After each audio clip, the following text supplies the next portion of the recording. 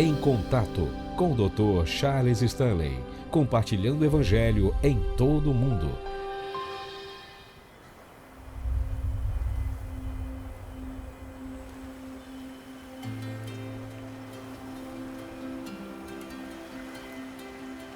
You know, you've probably heard it said that some people have to hit rock bottom before they really come to the Lord and give Him their life. That's what happened. Everything fell apart.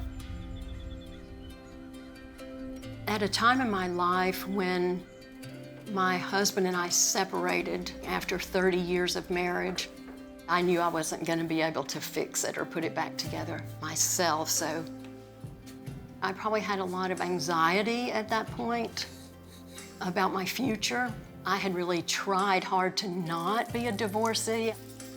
But as I began to study the Word and a lot of Dr. Stanley's teachings and sermons, I began to realize that through the love of Jesus, God saved me for a purpose.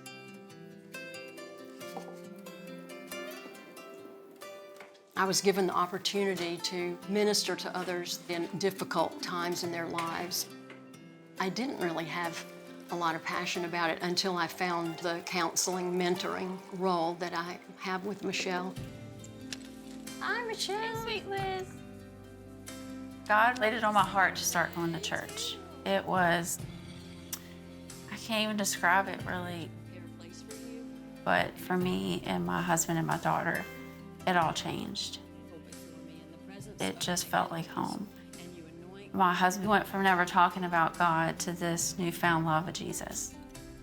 He read his devotionals, he read his Bible. I watched my husband be saved. 5 days later, he passed away from an accident.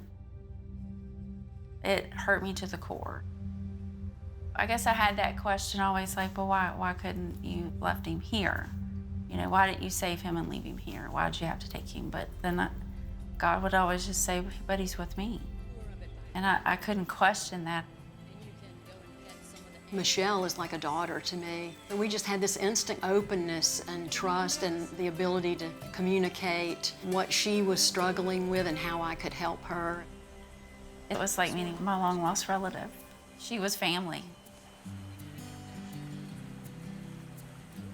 We were both women that were walking alone and that we could encourage one another and support one another. I was new to this area. She'll come and pick me up and take me places that she knows about, that she wants to share with me. Just beautiful countryside. Liz told me one time that she loved ice cream and that there was a new market that opened. So it was just something for us to do that was outside. And it's a little drive to get to it, but you don't notice the time. We don't even have to talk about stuff sometimes. It's just being together. And that's how our friendship's always been. You can't explain it. If I'm having a bad day, it's like Liz knows, and then she'll send me a song or a verse or love. She sends me love. In the beginning, I would oftentimes maybe have the attitude of, I'm doing this because he's asked me to do it or called me to do it. I didn't understand that the person that I would be mentoring would be someone that would bless my life as well. She makes me joyful, and so it's contagious. It's like being in a little time warp, but when God brings two people together, it's unshakable. It's like Jesus put her right there to say, here you go. This is the way. That's one thing I learned from Dr. Stanley. Don't stay stuck in the brokenness of your past, but do what you have to do to be healed and to help others heal. Michelle has just been that person that I could see that reflected in. Oh my goodness, that just warms my heart so much.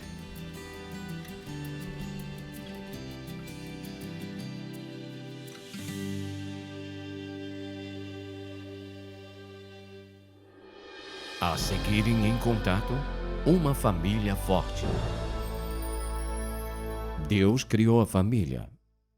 No entanto, não há famílias perfeitas. De fato, se você olhar nas Escrituras, verá rapidamente Adão e Eva tiveram um momento difícil em sua família. Não só havia conflito entre eles, porque você lembra quando ela disse a Adão por que não dá uma mordida? Ele disse a Deus, a culpa foi dela. Mais ou menos isso que ele disse. Então, é claro, tiveram 2 filhos, um deles matou o outro. E os filhos de Eli, o sacerdote, e seus 2 filhos, a Bíblia diz que eram maus. Abraão casou-se com Sara e estavam indo bem. E então, Agar entra em cena e eles têm um conflito. Então, você poderia pegar toda a escritura, mas vamos pegar só Davi, que era o supremo de todos os reis de Israel. Havia assassinato, mentira, estupro e rebelião em sua família. E essa era uma incrível família. E ele era um incrível rei. No entanto, sua família era um total desastre. Então, quando você está pensando em sua família, você pensa, não estamos indo muito bem. Bem, lembre-se disso. Não é porque sua família não está indo muito bem que você não pode ser melhor. Ou seja, você pode melhorar o que está acontecendo se estiver disposto a trabalhar nisso. É difícil nestes dias ter uma família forte, mas é exatamente sobre isso que eu quero falar nessa mensagem. E Deus quer que tenhamos famílias fortes, e essa é a prova disso. Abre em Deuteronômio capítulo 6 por um momento. Quero que vejamos alguns versículos que prova com certeza que Deus estava muito interessado em que suas famílias fossem famílias fortes. Se você olhar no capítulo 6, e eu vou começar a ler no versículo 3, para economizar um pouco de tempo, e note o que as Escrituras dizem. A Escritura diz, ó Israel, você deve ouvir e cuidar de o fazer, para que te vá bem e para que te multiplique grandemente, assim como o Senhor, o Deus de seus pais, prometeu a você, em uma terra que mana leite e mel. Então ele diz, ouve, ó Israel, o Senhor é nosso Deus. O Senhor é único. Amarás o Senhor teu Deus de todo o teu coração, de toda a tua alma e de todas as tuas forças. Estas palavras que hoje te ordeno estarão em seu coração. Então é isso que ele diz sobre a família. É a prova de que ele quer famílias fortes. E ele disse a eles, falando principalmente aos pais, tu as ensinarás diligentemente aos teus filhos, e delas falarás sentado em sua casa, e andando pelo caminho, e ao deitar-se e ao levantar-se, isto é, ensinar a palavra de Deus a seus filhos, sua família. Tu as atarás por sinal na tua mão e te serão por frontais na sua testa. Escrevê-las-ás nos umbrais de sua casa e nas tuas portas. Ele simplesmente dizia, a palavra de Deus. Eu quero em sua família, onde quer que você vá, há evidências de que a palavra de Deus está em sua família. Deus quer que tenhamos famílias fortes e amorosas. Então alguém diz, bem, então, como definir esse tipo de família? Eu simplesmente diria isso. E entendemos por família forte aquela que os membros da família têm amor e devoção um pelo outro. Amor e devoção um pelo outro.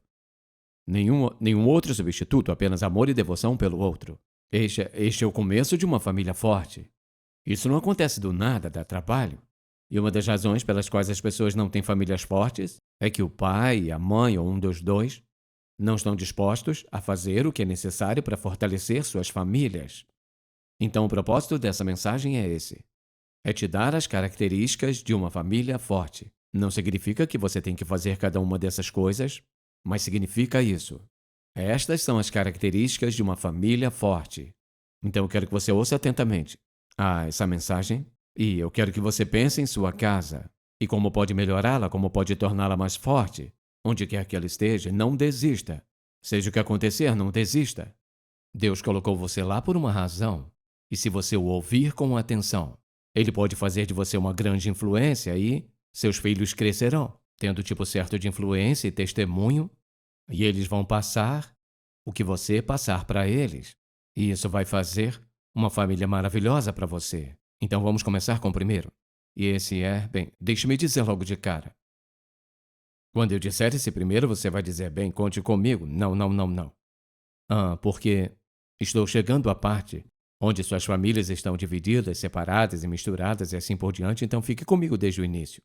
Em primeiro lugar, pais piedosos. Querem uma família forte?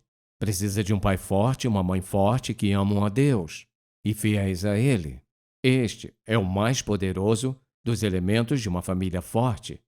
O segundo, uma das coisas mais importantes sobre ter uma família forte é que os pais sejam consistentes. Ou seja, se você diz algo, faça o que você diz. Porque é isso que as crianças fazem. Elas ouvem o que você diz, mas fazem o que você faz. Crianças observam com muito cuidado. Se você quer consistência, tem que fazer o que você diz, que vai fazer, muito importante. Então, é claro, precisa ser um bom ouvinte. Todo mundo deseja ser ouvido. E filhos também desejam ser ouvidos. E se você quer rejeitar uma criança, e se separar dessa criança, seja um garotinho ou uma garotinha, ou adolescente, só fique muito ocupado para ouvir.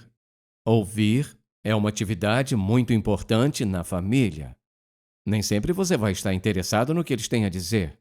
Mas lembre-se disso. Eles honram vocês como pai e mãe e pensam que vocês são mais sábios que eles, então eles querem que vocês ouçam o que eles têm a dizer porque vocês podem ajudá-los. E todos querem ser ouvidos. Você quer ser ouvido no seu trabalho, em sua família, entre seus amigos, e você sente que isso é muito importante. Se recusar a ouvir alguém é calá-lo e realmente declarar: não vale a pena te ouvir, você não é importante, então não vou te ouvir. Certifique-se disso não acontecer em sua família. Então, é claro, disciplina sem rejeição. Um ponto muito, muito importante. Que simplesmente diz isso. Você não disciplina seus filhos quando zangado com eles. Se está com raiva por algo que fizeram, supere isso. Se mova, vá embora, faça algo para superar a raiva, até que você resolva com Deus seus sentimentos sobre isso. Então vai a eles e os disciplina. Vê, se você disciplinar seu filho por raiva, provavelmente vai machucá-lo.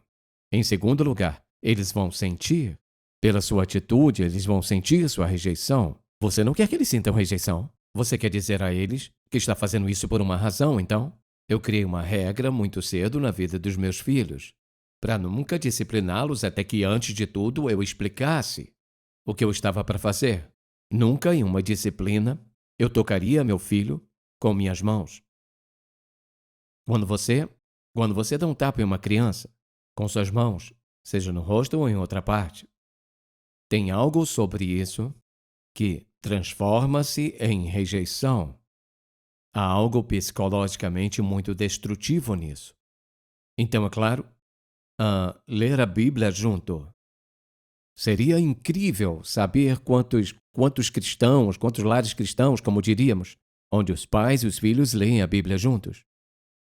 Não há um pai vivo que esteja muito ocupado. Não há uma mãe viva muito ocupada. Você pode se ocupar, mas o que você poderia fazer? Mais importante para uma criança? Ouça, manter essa Bíblia diante deles e para exaltar a palavra de Deus e falar sobre a palavra de Deus. E ouça, e leia como eles. E releia com toda a família. Talvez não possa ler com toda a família todos os dias, mas leia ao menos uma vez por semana. Mas você pode ajudá-los a lerem a Bíblia diariamente. E qualquer coisa que você possa fazer para levar seu filho à palavra de Deus, ouça-me. Você está se poupando de problemas, mágoas e lágrimas. Porque quando eles leem a palavra de Deus e descobrem o que Deus diz, e então eles comparam o que Deus diz com o que você diz, então há autoridade nisso. E deixe-me te dizer isso. É o seu livro-guia para a vida. É o livro-guia para a vida deles. Você é aquele que deve incutir neles. Veja isso, a sabedoria de guiar suas vidas pela palavra de Deus. Se eu fosse te perguntar, bem, você quer que seus filhos leiam a palavra de Deus e sejam guiados por elas? Quero. Bem, quem vai ser mais efetivo, não o pastor? Eu posso falar disso? Só 1 hora no domingo? Você tem 6 dias e outras 23 horas. Você é o padrão. É o que você os ensina pelo que eles veem, lendo a palavra de Deus juntos. Não posso te dizer quão importante. Este livro é o livro-guia para a vida. Não teríamos os problemas que temos, não estaríamos na bagunça que estamos nesse país se as pessoas na liderança, e as pessoas, seja nas capitais, cidade, estado, no país, não estaríamos onde estamos se os princípios da palavra de Deus fossem vividos por aqueles que nos governam. E isto é verdade na família e em qualquer outro lugar na vida. Então você quer encorajá-los a ter devoções particulares. Não apenas o que leem juntos, mas eles têm que ter o hábito de ler sozinho e apenas dizer: se há algo que você lê e não entende, você vem me perguntar e eu te ajudo. Se eu não souber, vamos descobrir a resposta. Não vamos deixar esperando. Vamos descobrir qual é a resposta. Então, é claro, construa convicções bíblicas em sua vida como um guia. Agora, você precisa saber no que você acredita. E você precisa se levantar com a palavra se necessário. Você quer que eles tenham convicção sobre como eles se tratam para amar outras pessoas e as convicções sobre o perdão e assim por diante.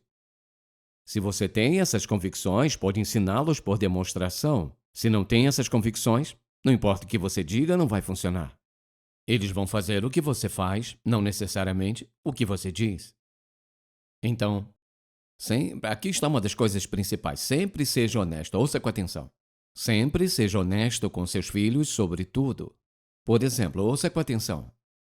Vamos dizer que você seja uma filha e você pergunta a seu pai sobre algo e ele foi desonesto, não disse a verdade. E ele fez isso 2 ou 3 vezes. Quando essa garotinha crescer, estiver procurando por um marido, e esse ou aquele jovem, o que quer que seja, você sabe o que ainda está no subconsciente dela? Você não pode confiar em homem? Você diz, isso não é verdade, é totalmente verdade. Como uma pessoa de tal autoridade como seu pai é desonesta, não diz a verdade, mente, ou você pode chamar do que quiser. Uma criança vê aquilo, ouve aquilo, sente aquilo, carrega aquilo. E o que acontece? Quando se trata de homens, ouça bem, a experiência dela como o homem mais importante da vida dela não pode confiar nele. É exatamente o que acontece. Você começa com um casamento, com obstáculos. Então eu quero te encorajar a ser honesto. Ouça, não importa o que você diga, faça o que você diz, porque o que você faz, o que você diz, não é necessariamente o que eles vão fazer. O que você faz é que eles vão fazer. E você pode destruir sua família muito cedo na vida. Agora, você diz e os lares desfeitos. É possível ter um lar forte uma vez que está quebrado, uma vez que há divórcio, há separação? Sim, é possível. Pode não ser tão forte quanto poderia ser, mas ainda pode ser forte. Você diz como fazer isso, ouça com atenção. A primeira maneira como começamos com 2 pais cristãos juntos, então remova aquilo por um momento e tudo depois disso. Você pode praticar em um lar que está partido. E o marido se foi, ou a esposa se foi, ou você se casou com outra pessoa, o que quer que esteja acontecendo lá. Você ainda pode praticar todos esses princípios, cada um deles, exceto que essa seja uma família diferente e você tem um grande problema logo de cara. Então, simplesmente vou dizer isso.